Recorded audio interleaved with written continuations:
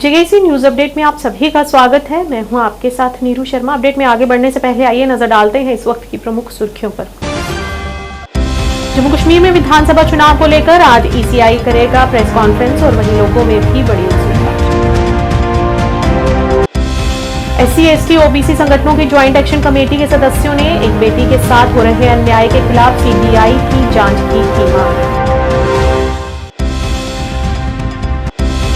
जम्मू कश्मीर राज्य सहकारी कृषि और ग्रामीण बैंक लिमिटेड के कर्मचारियों ने आज 5वें दिन भी किया विरोध प्रदर्शन, मांग पूरी करने की लगाई गुहार।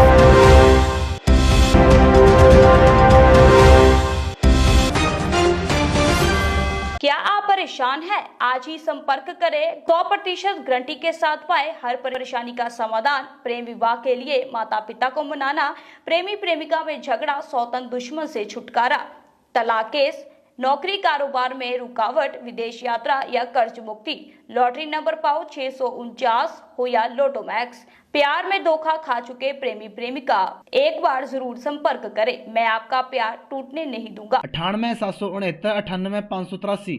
और अब समाचार विस्तार से। हाल ही में चुनाव आयोग की टीम ने जम्मू कश्मीर का दौरा किया था। इस दौरान टीम ने वहां से राजनीतिक दलों और अफसरों के साथ बैठक भी की थी। इस बैठक में तैयारियों की समीक्षा की गई थी और अब क्यास लगाए जा रहे हैं कि चुनाव आयोग आज दोपहर 3 बजे प्रेस कॉन्फ्रेंस में तारीखों का ऐलान कर सकता है। जम्मू कश्मीर, हरियाणा और महाराष्ट्र में विधानसभा चुनाव को लेकर लोगों में बड़ी जिज्ञासा है और कुछ ही घंटों में आज चुनाव आयोग इस मुद्दे पर एक प्रेस कॉन्फ्रेंस करने जा रहा है, जिसे जम्मू कश्मीर में जल्द विधानसभा के चुनाव कराए जाने को लेकर स्थानीय लोगों में काफी उत्सुकता भी नजर आ रही है। आइए देखते हैं इस पर लोगों की क्या प्रतिक्रियाएं हैं। हमें आज इलेक्ट्रिक गवर्नमेंट को निकले हुए 6 साल से ऊपर हो गया है और 5 साल से हमारी 370 की धारा हट चुकी है। उसके बाद पहली बार ऐसा मौका है ये इलेक्शन के, हमें उम्मीद है इलेक्शन अनाउंस होंगे। 10 दिन पहले इलेक्शन कमीशन जम्मू आए थे, हर पॉलिटिकल पार्टी से मिले और हमें उम्मीद जगी है कि आज 3 बजे शायद वो मौका आएगा या हमें अपनी इलेक्ट्रिक गवर्नमेंट के लिए चुनने का मौका मिलेगा। हमें इसे वंचित रखा गया पिछले 6 सालों से। अब हालात भी सुधरे हैं। हाँ, कुछ दिनों से जम्मू के आसपास जो टेररिस्ट एक्टिविटी बढ़ी हैं और हमारे जहां शहीद हुए हैं, ये बड़ी गंभीर मसला है। इस पर भी सेंट्रल गवर्नमेंट को ध्यान देना चाहिए। पर हमें फिर भी कहते हैं कि गवर्नमेंट जरूर आनी चाहिए। ये इसको इस मसले को लेकर ये नहीं हो कि इलेक्शन डिले कर दें, अब नहीं।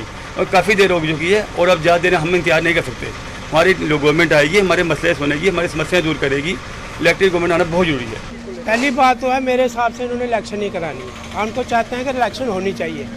2014 के बाद इलेक्शन हुई नहीं है, 2 पीरियड हो चुके हैं। दरबार मूव जम्मू में नहीं है, होटलों के काम नहीं है, गाड़ी। हम कहते हैं कि कोई भी सरकार बने, दरबार मूव भी आएगा, कस्टोडियन डिपार्टमेंट का मुद्दा भी है और लोगों के काम का आएगा। धंधा बिल्कुल ठप बना हुआ है, लेकिन किसी के पास कोई जा नहीं सकता है। जहाँ भी जाए कोई अफसर कुर्सी पे चेयर पे बैठा नहीं मिलता है। कोई किसके पास जाए, वो बोलता है आज वो नहीं आया, दूसरे दिन वो कोई अफसर तो है ही नहीं।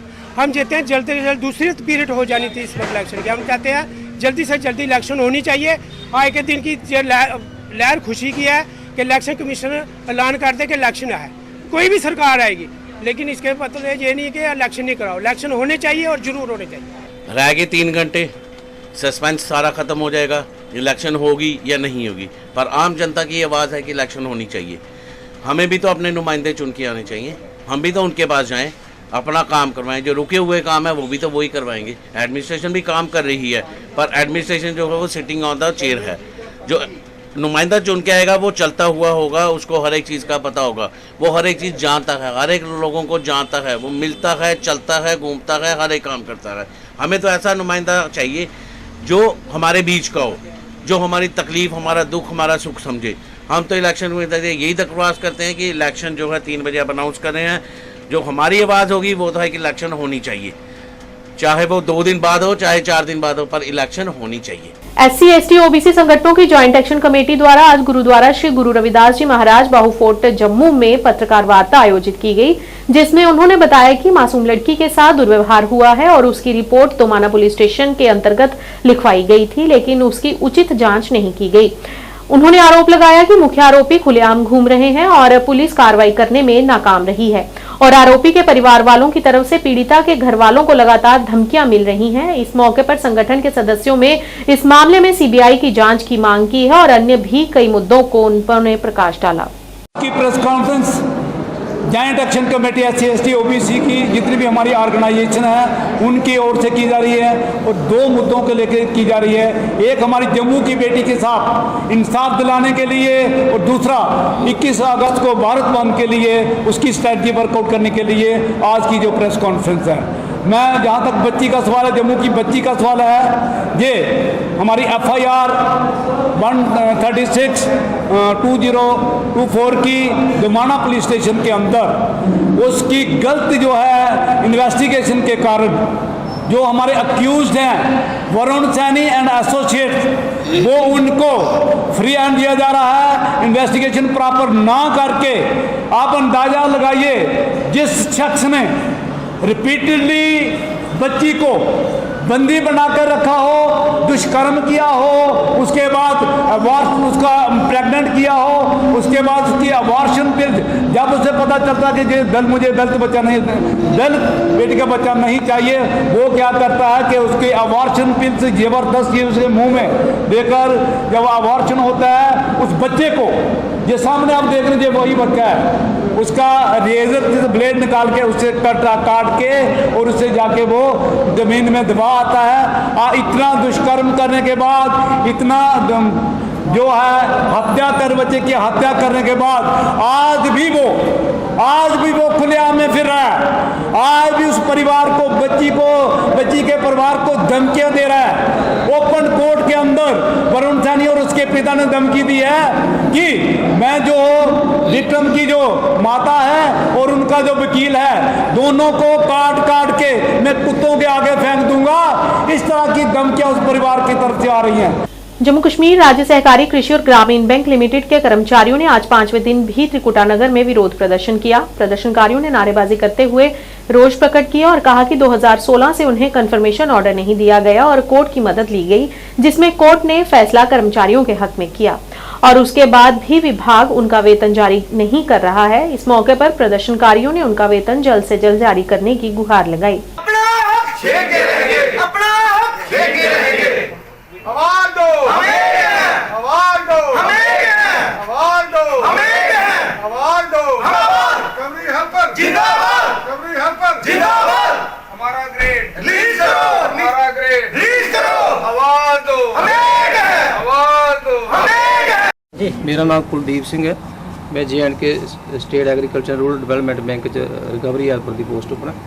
सर अस 14 च लगे तो 16 साढ़े 2 साल के बाद कन्फर्मेशन हुई। कन्फर्मेशन होने बाद इन्हें कोई एलीगेशन लाया जो किया, सानू ना सैलरी दी, ना कन्फर्मेशन किया, ना आर्डर दिता। अस चली गए हाई कोर्ट च, हाई कोर्ट ने भी साढ़ा एक फैसला दिता 2023 इन्हें ना सानू सैलरी 16 का आर्डर दिता, ना अस सैलरी दिया दे ते ना ग्रेड दिया दे, वो कंसोलीडेटेड ही सैलरी दिया दे। पिछले अगर अस 5 दिन हुए बैठते, अगर साड़ा मसला नहीं होता उग्र प्रदर्शन भी करना, सब करना, अस मरने पर रोना लगे, साड़ी फैमिली गुजारा करना बड़ा मुश्किल। भाजपा के वरिष्ठ नेता और प्रभारी बारामूला MM वार, जिला अध्यक्ष बारामूला राजा आसिफ वकार सहित कई वरिष्ठ नेताओं ने आज एक पार्टी प्रतिनिधिमंडल का नेतृत्व करते हुए पार्टी के जिला महासचिव बारामूला फयाज अहमद नजर के घर का दौरा किया।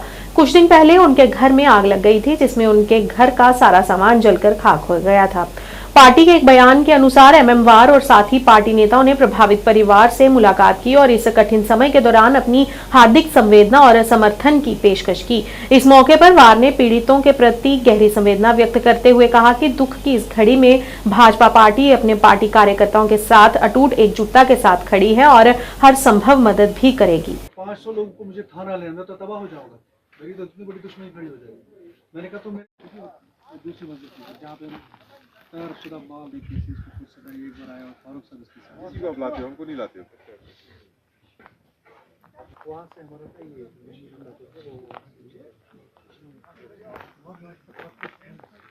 साहब आप यहाँ, साहब यहाँ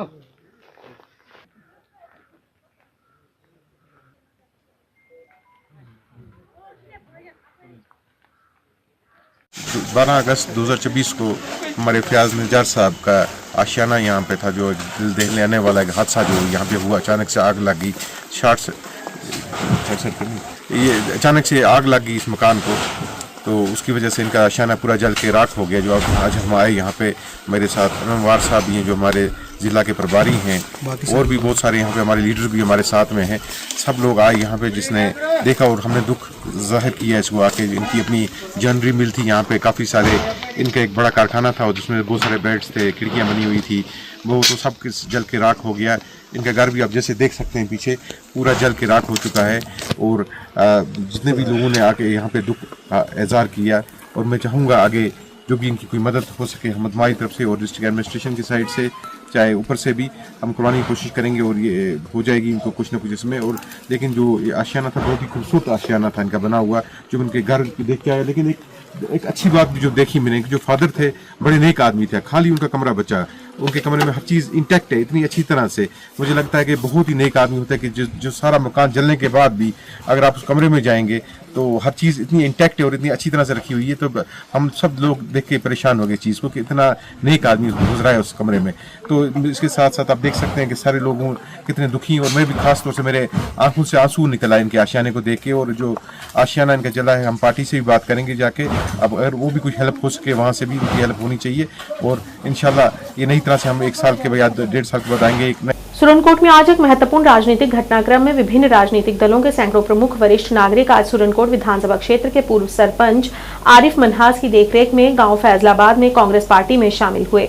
एआईसीसी सचिव शाहनवाज चौधरी की मौजूदगी में प्रमुख वरिष्ठ नागरिक और युवा लगातार अन्य राजनीतिक दलों को छोड़कर कांग्रेस पार्टी में शामिल हो रहे हैं, जिनका उन्होंने लगातार स्वागत किया और कहा कि नए लोगों के पार्टी में शामिल होने से पार्टी को मजबूती मिलेगी।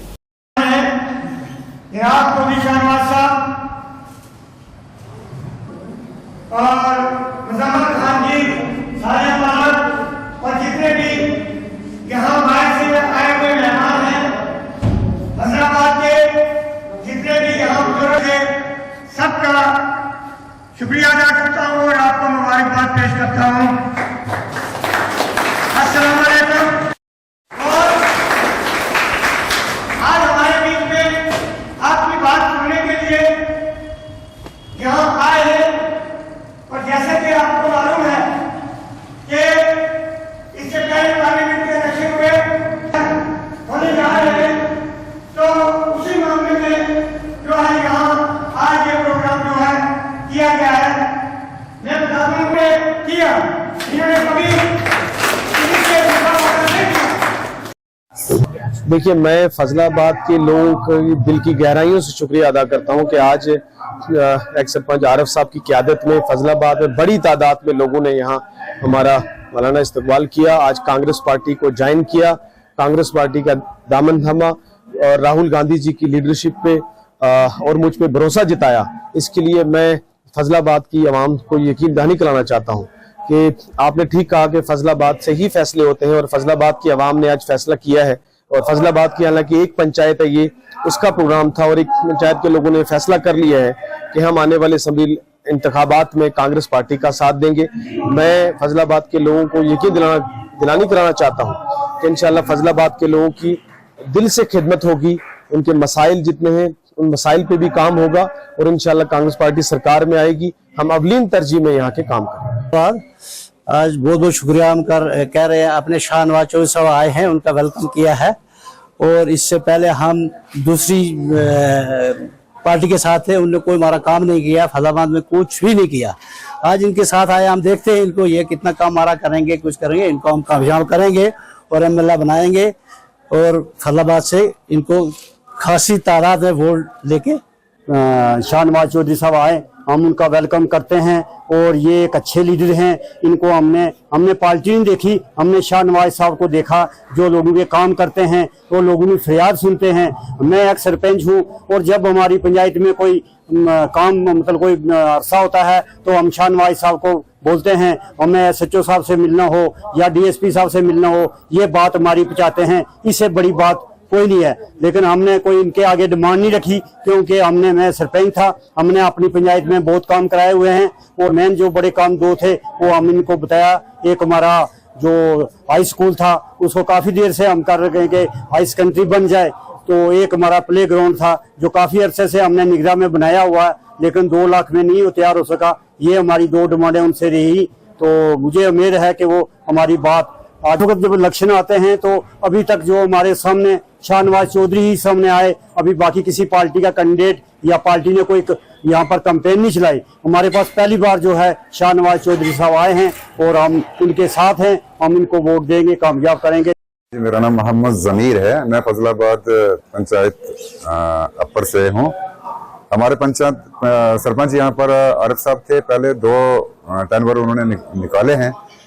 तो आज तो वो सरपंच नहीं भी हैं, लेकिन फिर भी लोगों के जितने भी मसाइल होते हैं, किसी का कोई मसला है कहीं भी हो, वो खड़े रहते हैं, उनके साथ जाते हैं, उनके हल करवाते हैं। तो आज एक ऐसा मुकाम आया है कि उन्होंने यहाँ पर शाहनवाज चौधरी साहब को लाया, जिनका ताल्लुक कांग्रेस पार्टी से है। तो यहाँ पर पहले भी कांग्रेस तो थोड़ी बहुत तो मौजूद थी, लेकिन अब शाहनवाज चौधरी के यहाँ आने से हो सकता है कि लोगों में एक रुझान सा बने कि वो कांग्रेस के साथ जुड़े।